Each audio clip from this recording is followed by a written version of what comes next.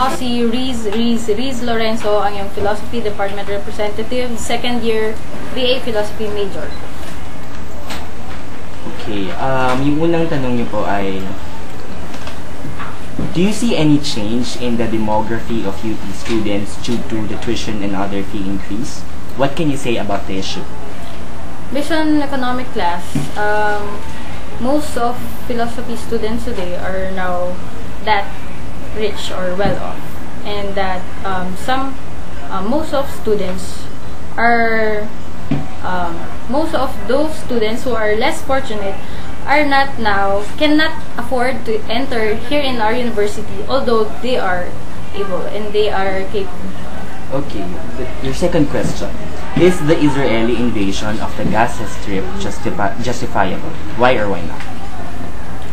I don't have any definite information about that, but for me, the involvement of Filipino soldiers there, they are sent by the government to be there, right? The military.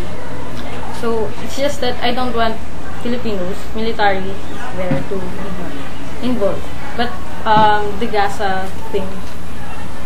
Alright, okay. Your last question. Naiyak ka ba nung nakita mo yung bagong advertisement ng McDonald's? Ano yung naalala mo pag nakikita mo ito? Yun yung huling El Bimbo na advertisement. Well, hindi noon ako naiyak. Kasi commercial siya.